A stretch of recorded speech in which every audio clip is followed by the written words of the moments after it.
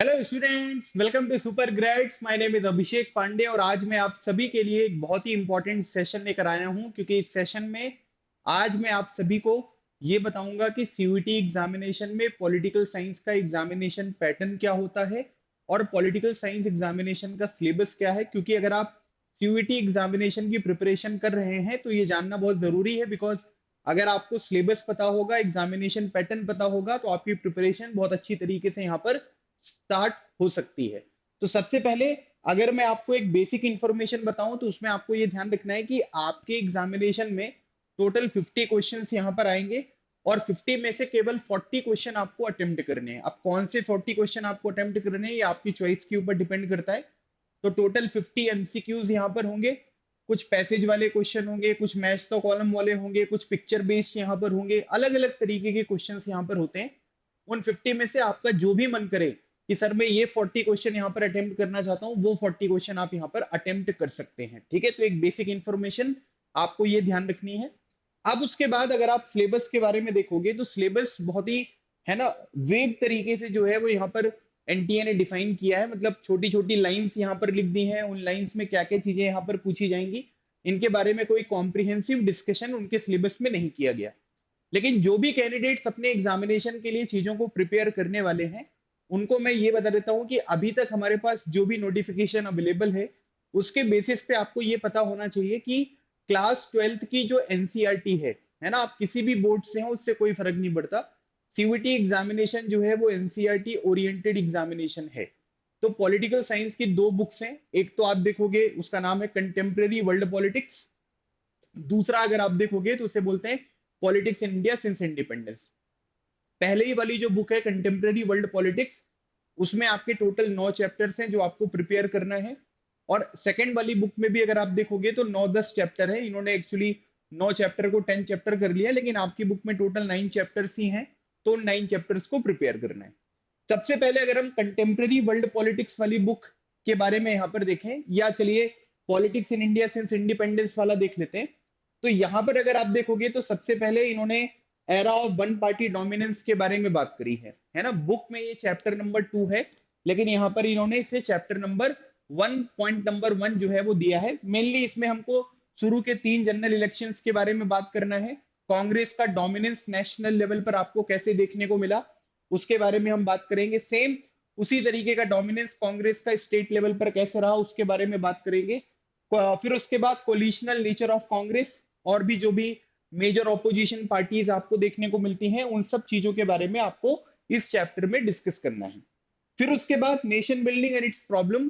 ठीक है, बेसिकली जब हमारा इंडिपेंडेंस हमको मिला तो उस टाइम पीरियड पर अलग अलग तरीके के चैलेंजेस थे, उनके बारे में बात करनी है। नेहरू जी की अप्रोच क्या थी नेशन बिल्डिंग के लिए, रिफ्यूजी सेटलमेंट्स को कैसे हम रिजॉल्व करना चाह रहे थे, कश्मीर की प्रॉब्लम यहाँ पर क्या है, organisation and reorganisation of states.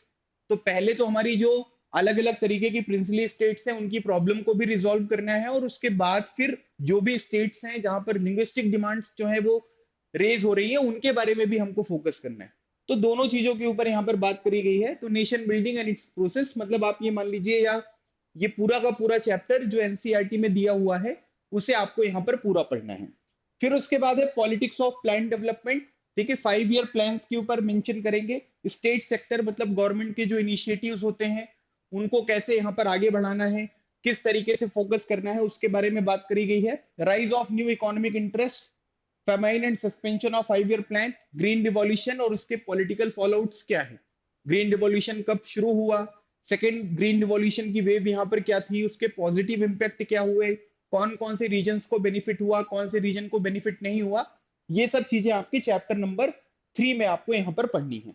इसके बाद चैप्टर नंबर 4 में इंडिया का एक्सटर्नल रिलेशन, पाकिस्तान के साथ, चाइना के साथ जो भी हमने वॉर्स वगैरह यहाँ पर लड़े हैं उनकी इंफॉर्मेशन आपको पता होनी चाहिए। नेहरू जी की फॉरेन पॉलिसी किन पर्टिकुलर प्रिंसिपल्स के ऊपर बेस्ड है। ठीक है, इंडिया के न्यूक्लियर प्रोग्राम के बारे में आपको पढ़ाई करनी है। और shifting alliances in the world politics. कई बार हमारे ऊपर इस तरीके के भी एलिगेशंस यहाँ पर लगाए गए हैं कि इंडिया अपने इंटरेस्ट को फुलफिल करने के लिए अलग अलग तरीके के अलायंस की तरफ यहाँ पर शिफ्ट होता हुआ आपको दिखाई देता है। या फिर अगर हम नॉन अलाइनमेंट मूवमेंट वाले हैं तो हम ट्रू सेंस में नॉन अलाइंड नहीं है, यूएसएसआर की तरफ जो है वो हमारा टिल्ट देखने को मिलता है। ये सब चीजें आपको पढ़नी है। Challenges to and restoration of the Congress system है, मतलब आप ये मान लीजिए कि जब नेहरू जी की डेथ 1964 में हो गई, लाल बहादुर शास्त्री जी प्राइम मिनिस्टर बने, 1966 में उनकी डेथ हो गई, इंदिरा गांधी जी और मोरारजी देसाई के बीच में टसल रही, है ना। कांग्रेस में भी सीनियर लीडर्स का डोमिनेंस आपको देखने को मिलेगा। 1967 का जो इलेक्शन आया, जिसे पॉलिटिकल अर्थक्वेक बोलते हैं, उसकी सिग्निफिकेंस यहाँ पर क्या है, 1969 के प्रेसिडेंशियल इलेक्शन में कांग्रेस में स्प्लिट जो है वो देखने को मिली।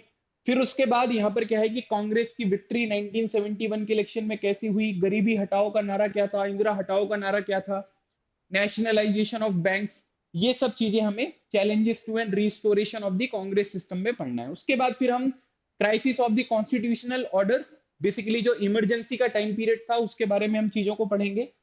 Search for committed bureaucracy and judiciary, Indira Gandhi चाहती थी कि भैया जैसे प्राइम मिनिस्टर चाहे उसी तरीके से जुडिशरी और ब्यूरोक्रेट्स जो है वो यहाँ पर काम करें, ठीक है, इसके बारे में बात होगी।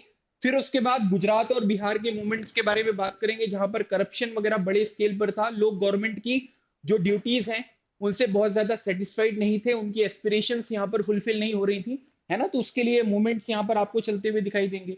फिर उसके बाद इमरजेंसी का कॉन्टेक्स्ट क्या था, एक्स्ट्रा कॉन्स्टिट्यूशनल डायमेंशन इसके बारे में पढ़ना है। फिर इमरजेंसी का रेजिस्टेंस देखने को मिला, फिर लोग बहुत ज्यादा परेशान हो गए। 42nd कॉन्स्टिट्यूशनल अमेंडमेंट एक्ट के बारे में हम यहाँ पर पढ़ेंगे, है ना। फिर उसके बाद प्रिवेंटिव डिटेंशन यहाँ पर क्या होती है उनके बारे में पढ़ेंगे। जो रेलवे वर्कर्स की स्ट्राइक है उसके बारे में हमको पढ़ना है ना। फिर जनता पार्टी किस तरीके से 1977 का इलेक्शन जीतेगी, और फिर सिविल लिबर्टीज ऑर्गेनाइजेशन का कैसे राइज होता है, कैसे लोगों को अवेयरनेस होगी अपनी राइट के बारे में, फंडामेंटल जो राइट्स हैं आपकी लिबर्टीज हैं उन सब से रिलेटेड अलग अलग तरीके के ऑर्गेनाइजेशंस का भी इमरजेंस आपको देखने को मिला।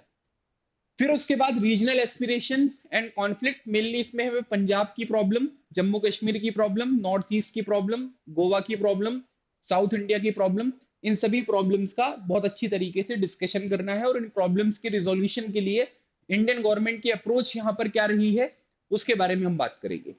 फिर rise of new social movement, social movement में बेसिकली हमें फार्मर्स के मूवमेंट्स के बारे में पढ़ना है, वुमेन के मूवमेंट्स के बारे में पढ़ना है, इन्वायरमेंट के मूवमेंट के बारे में पढ़ना है, और उसके बाद ये जितने भी अलग अलग तरीके के डेवलपमेंटल प्रोजेक्ट्स होते हैं इनका इम्पैक्ट जो है, या फिर आप ये कह सकते हैं कि इनका जो नेगेटिव इम्पैक्ट है वो लोगों के ऊपर क्या पड़ता है, कैसे उन चीजों के ऊपर फोकस किया जाता है, इसके बारे में बात होगी। मंडल कमीशन क्या है, इसकी रिपोर्ट्स में क्या है, इसकी रिपोर्ट्स के इंप्लीमेंटेशन के बाद क्या क्या प्रॉब्लम्स देखने को मिली उनके बारे में हम बात करेंगे, है ना। और फिर उसके बाद इंदिरा साहनी केस में जो 27% रिजर्वेशन को अपहेल्ड किया गया था उसकी भी चर्चा यहाँ पर करी गई है। फिर उसके बाद है डेमोक्रेटिक अपसर्ज इन कोलिशन पॉलिटिक्स, जैसे हम recent developments in Indian politics यहाँ पर कहते हैं। 1980s के बाद यहाँ पर किस तरीके की पॉलिटिक्स जो है वो चली है, 1990s में क्या क्या चेंजेस देखने को मिले। फिर उसके बाद यहाँ पर क्या है कि जनता दल और बीजेपी का जो राइज यहाँ पर हुआ, रीजनल पार्टीज का जो रोल आपको इंक्रीज होता हुआ दिखाई दिया। यूपी और एनडीए गवर्नमेंट के बारे में बात करेंगे, 2004 के इलेक्शंस के बारे में, यूपीए गवर्नमेंट के बारे में हमको डिस्कशन करना है, और फिर जो लेटेस्ट वाले इलेक्शन होते हैं उनकी भी इंफॉर्मेशन हमको पता होनी चाहिए। तो ये पूरा का पूरा आपका चैप्टर नंबर 1 से लेकर 9 तक ये मैंने इंडियन पॉलिटिक्स वाली जो हमारी बुक है उसका सिलेबस आपके साथ डिस्कस कर लिया। ओवरऑल अगर आप देखोगे तो आपको अपनी एनसीईआरटी शुरू से लेकर आखिरी तक पूरा पढ़ना है, हर एक टॉपिक के ऊपर फोकस करना है, ताकि एग्जामिनेशन में अगर उससे क्वेश्चन आए तो आप उनको आसानी से अटेम्प्ट कर पाओ, ठीक है। अब इसी तरीके से हम यहाँ पर एक और चीज देखेंगे, रिसेंट इश्यूज एंड चैलेंजेस। ये मेनली जो हमारा recent developments in Indian politics है ना उसी का एक्सटेंशन है। तो यहाँ पर क्या है कि ग्लोबलाइजेशन की वजह से क्या क्या चेंजेस हुए, है ना, उनकी वजह से क्या क्या चैलेंजेस आपको देखने को मिले, हमारा रिस्पॉन्स यहाँ पर क्या रहा, एलपीजी रिफॉर्म्स वगैरह, ठीक है। फिर उसके बाद ओबीसी का नॉर्थ इंडिया में राइस, ठीक है, क्योंकि 1989 में मंडल कमीशन की जो 1989 में गवर्नमेंट बनी थी नेशनल फ्रंट की, उसने मंडल कमीशन की रिपोर्ट को 1990 में इंप्लीमेंट कर दिया। तो ओबीसी का ओवरऑल जो राइज है वो आपको देखने को मिलेगा, ठीक है।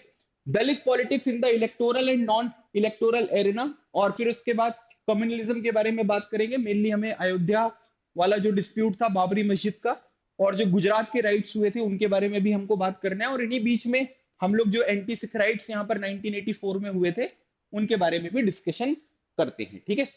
फिर कंटेम्प्रेरी वर्ल्ड पॉलिटिक्स में हमें कोल्ड वॉर एरा के बारे में पढ़ना है, मतलब मेनली अगर आप देखोगे तो यूएसए और यूएसएसआर के बीच का डिस्कशन करेंगे।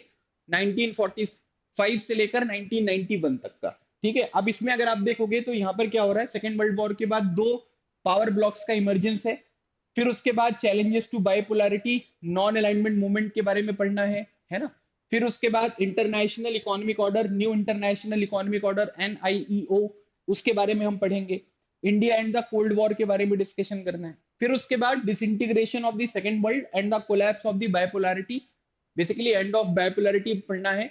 यूएसएसआर का डिसइंटीग्रेशन क्यों हुआ, उसके रीजन क्या है, शॉक थेरेपी क्या है, इंडिया के रिलेशन यूएसएसआर वाली जो कंट्रीज थी फॉर्मर, उनके साथ कैसे है, इन सब चीजों के बारे में बात करनी है। ठीक है, तो ये चैप्टर नंबर 2 है। चैप्टर नंबर 3 में हम यूएस के डोमिनेंस के बारे में बात करेंगे। जब बायोपोलैरिटी खत्म हुई, यूएसएसआर जब यहाँ पर एबॉलिश हुआ, उसके बाद केवल एक ही सुपर पावर बचा, अमेरिका। अमेरिका के 4 ऑपरेशंस पढ़ने, ऑपरेशन इराकी फ्रीडम पढ़ना है, डेजर्ट स्टॉर्म पढ़ना है, एंड्यूरिंग फ्रीडम पढ़ना है, इनफाइनाइट रीच पढ़ना है, और इनकी जो भी सॉफ्ट पावर है, हार्ड पावर है, स्ट्रक्चरल पावर है, इन सब चीजों के बारे में पढ़ना है। और फिर उसके बाद इंडिया यूएस के रिलेशन के बारे में पढ़ना है। फिर उसके बाद ये जो हेजेमनी है, हेजेमनी का बेसिक बैकग्राउंड क्या है उसके बारे में पता होना चाहिए।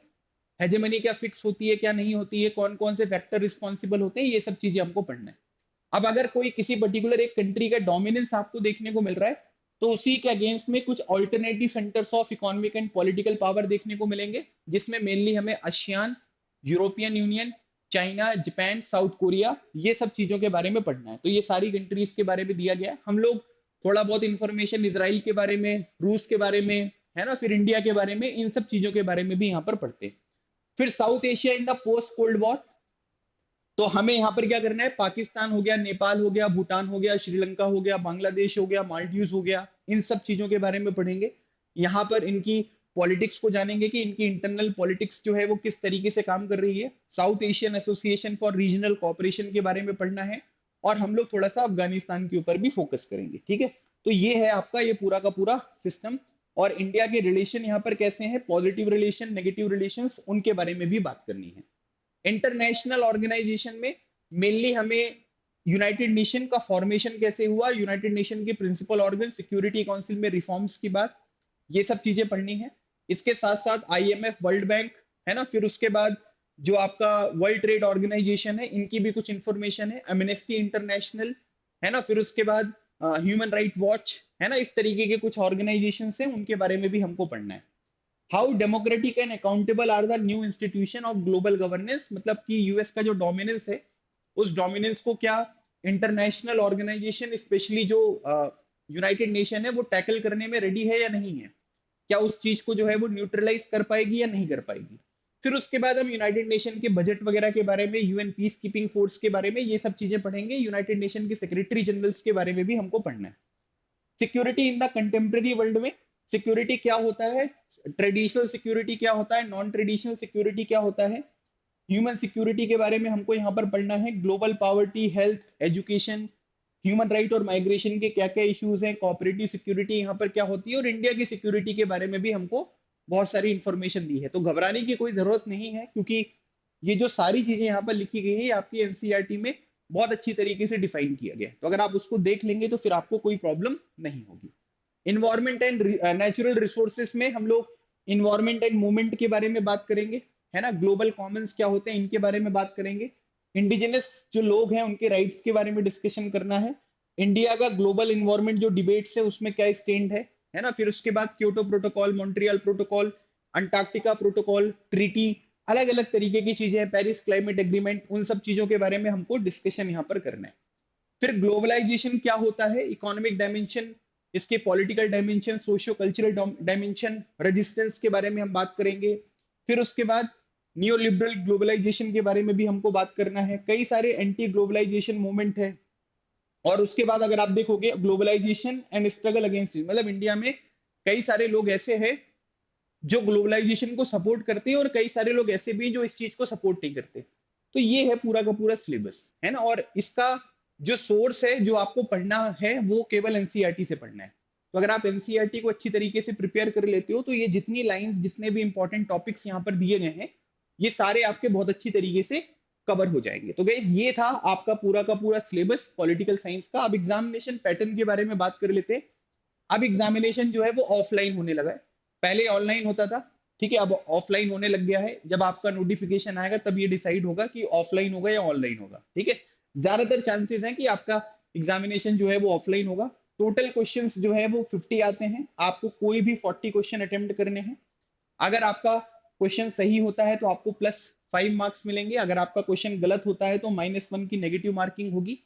और टोटल जो आपका मार्क्स है वो 200 है, मतलब कि आपका पॉलिटिकल साइंस का जो डोमेन सब्जेक्ट है वो 200 नंबर में यहाँ पर कंप्लीट होता हुआ दिखाई देगा। ठीक है, सो गाइज ये था आज का हमारा सेशन। आई होप आपको ये सेशन अच्छा लगा होगा।